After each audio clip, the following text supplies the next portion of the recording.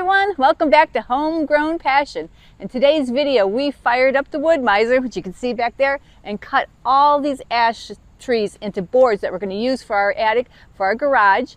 And I also pulled out the pepper plants. So I'm going to show you all the progress I made, so stay tuned.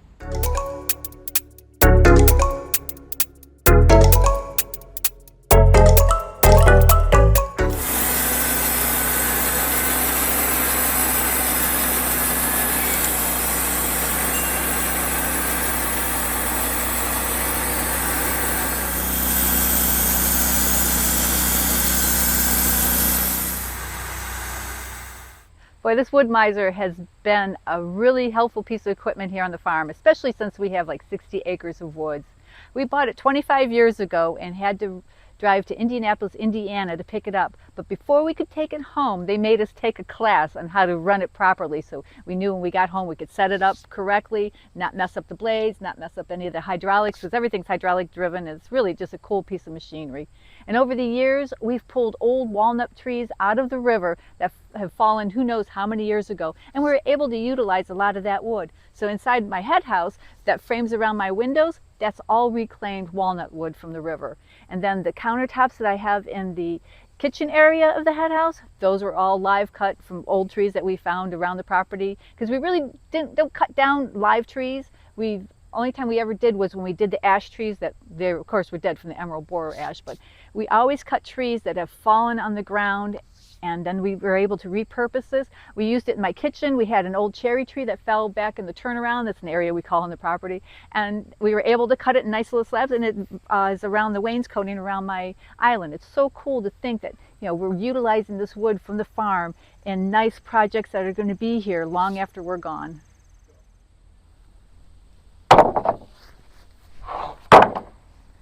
What a beautiful day to be cutting wood with the Woodmizor. We've been at it for 3 days now. We're getting our garage finished for the winter time that we started last year, and we're cutting right now is 1x6s, and this is going to be the flooring for the attic. Because whenever you put up a building in your property, you should put an attic because you can always use storage space. So after we're done with the flooring cut, we're going to change over to siding, which we're going to do board on board. And you're probably wondering where all this wood came from. It came from the property here. Back in 2016, in the old Girl Scout camp that's in the corner of our property, we had 113 ash trees cut down. They were all dead from the emerald borer ash, and so we stored them and had them all stacked up so they stayed nice and dry, and now they're ready to be cut, and we're going to utilize the wood on our farm. Well, here we are in the old Girl Scout camp. We call it old. It was a Girl Scout camp from the late 40s until I think 1971 or 72 when a tornado came through, and it knocked down a lot of the pavilions and the main house where the leaders used to be. Now there's still the foundation for that old cabin, and luckily 2 of the pavilions are still here and 2 of the double outhouses, so it's kind of cool. And you can tell where the old roads go through the camp. And also I found the old flagpole, and it has 1957, I think, etched in the cement. So it's pretty cool up here. So since the ash trees were all cut down, all we have left basically are oak trees and maple trees. So after we got the wood cut yesterday and today, we went ahead and stacked it up and counted it, and we have 74, so we're a little bit short. We estimate we need about 90 for both bays of the garage for the attic floor. So we figured why we had the sawmill going, we had to repair our big old lean-to here because Mr. George, who likes to destroy things, ran through it last winter. We wanted to get it buttoned up because we have our feeder calves in here this year. So we went ahead, cut the boards, and got them all sized up. But to do that, we had to get the generator out of the barn, which is hidden back in the corner, had been out for years, and also to get the compressor that has its own motor with it too, so we can use the nailer, because this wood is so hard. There's no way you can hammer any nails in there, so you had to use the nailer. So now it's all buttoned up and ready to go for the winter time, and I think everybody will be happy here in this nice little pasture and get them well fed and well taken care of. Hard to believe we built this lean-to over 20 years ago and it's held up so well. Got a little bit of cleanup to do before I call it a night because of the wood that was knocked down. I kind of piled it up behind me, so I'm going to make sure I get that picked up so nobody steps on any nails or anything bad, and that should be good to go.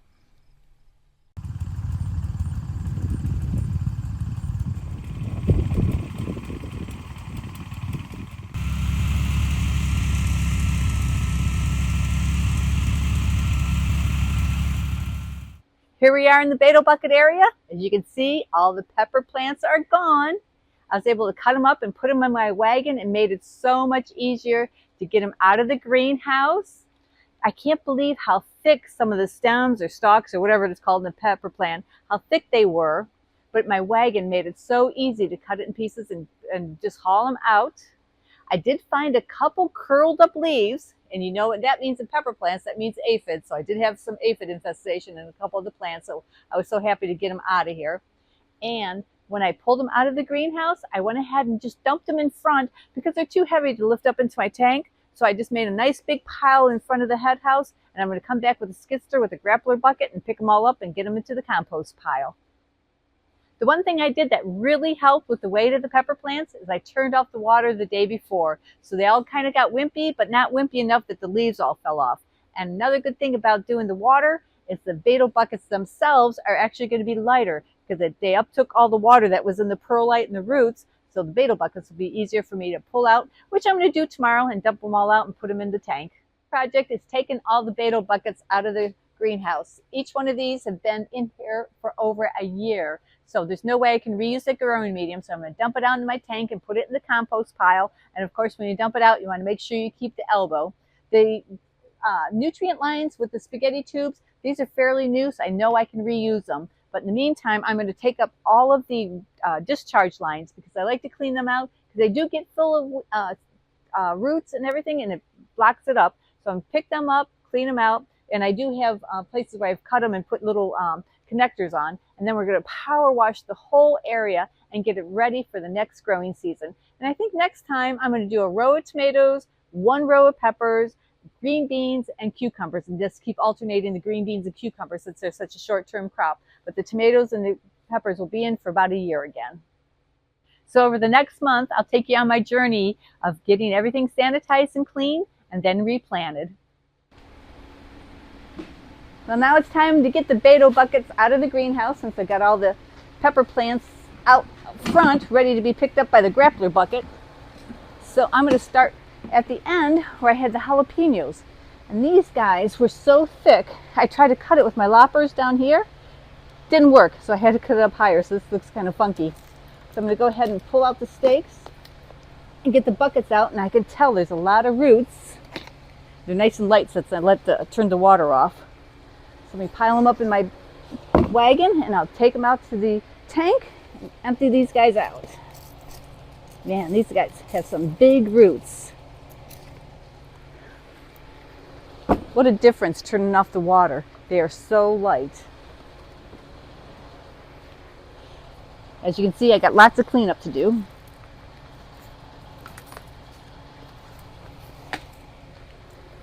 See, look at the roots that were hanging down. Turn these to my side, get a few more in.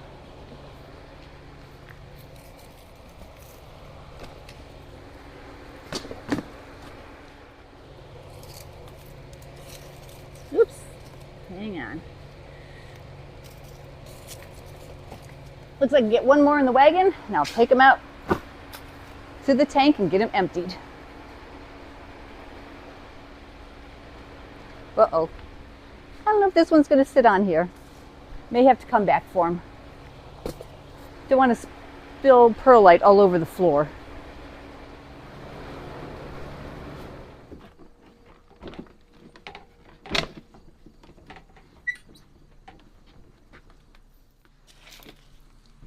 Well, I have 80 buckets total to empty out. It takes me 5 minutes to do 5 of them, because these guys are really packed in here. It's going to take me over 200 minutes, so it's going to take me a while. So probably the next time you guys see this, I'll have it all emptied out. But that's what an empty Bato bucket looks like that I need to clean. And make sure you get the elbow. And then look at this root compaction from the pepper plants. It's amazing how many roots are in there. Kind of cool.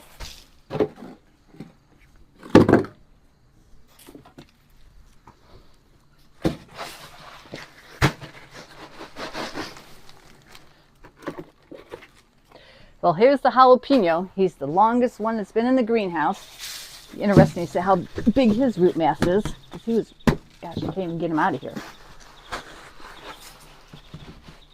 Wow, he's really in there. Oh, yes. Never had a plant that hard to get out of the Bato bucket.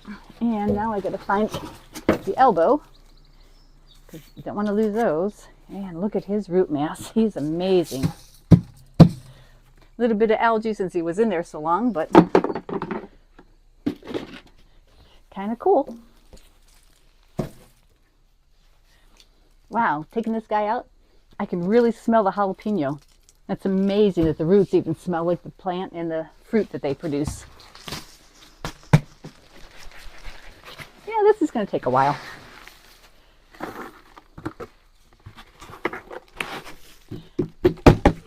Well, I'm going to keep going, and we'll see you guys in the next video where I have everything all cleaned up.